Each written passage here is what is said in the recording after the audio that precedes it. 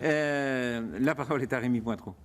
Oui, merci Monsieur le Président. Monsieur le Ministre, donc la mission que nous menons avec ma collègue Nicole Bonnefoy a permis de mettre en lumière également le fort potentiel des modes massifiés en matière de réduction des émissions carbone, mais également de polluants atmosphériques et de nuisances.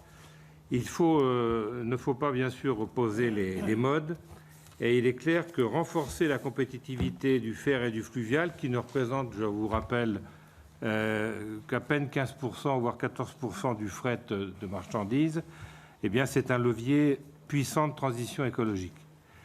Votre gouvernement a engagé un certain nombre de chantiers sur le sujet ferroviaire en particulier, avec notamment des investissements dans le réseau ferré. Cependant, les travaux de la mission et notamment l'audition des représentants des opérateurs céréales, notamment Axéréal, une grosse coopérative française, une des premières, ont illustré que la qualité de l'infrastructure n'était pas le seul obstacle au développement du rail. De nombreuses entreprises engagées dans le fret ferroviaire ont indiqué que la procédure très rigide d'attribution des sillons, le risque d'annulation et de retard avec des pénalités très importantes de la part de SNCF Réseau vis-à-vis des entreprises, et puis la complexité des relations avec SNCF Réseau constituaient des freins très importants au report modal.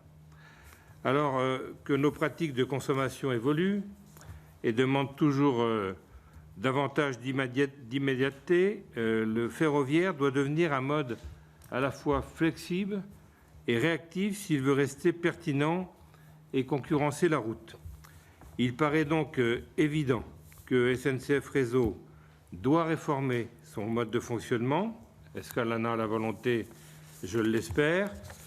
Et que le recours au fer ne soit pas vu comme une contrainte, parce que dans toutes les auditions, on a pu constater que de nombreuses entreprises ne croyaient plus au report modal du fait de la difficulté de pouvoir mettre en fonction des trains de marchandises.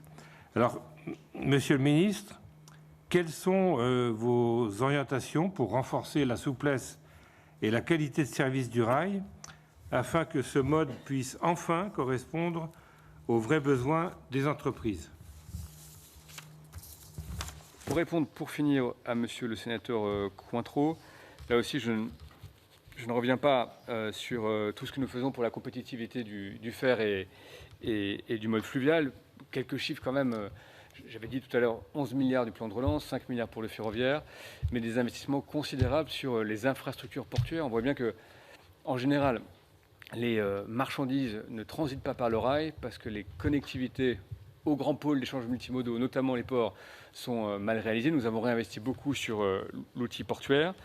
La qualité des infrastructures au sens large, vous le savez, elle a été dégradée par la vétusté que nous connaissons aujourd'hui, par le sous-investissement chronique. Nous avons un plan de régénération qui est tout à fait important.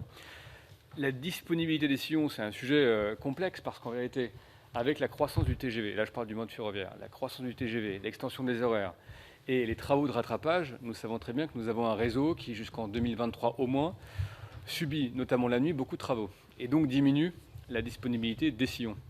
Et donc on a cette équation à plusieurs inconnus où on doit à la fois rattraper très fortement le travail fait sur le réseau lui-même, soutenir les opérateurs sur le prix, parce qu'on sait très bien que le sujet, c'est qu'aujourd'hui, quand vous passez un conteneur entre Perpignan et Rungis, c'est 30% moins cher sur la route que par le rail. Et donc, ça fait partie, là aussi, des dispositifs que nous avons mis en place pour le soutien aux opérateurs et la baisse du prix des péages.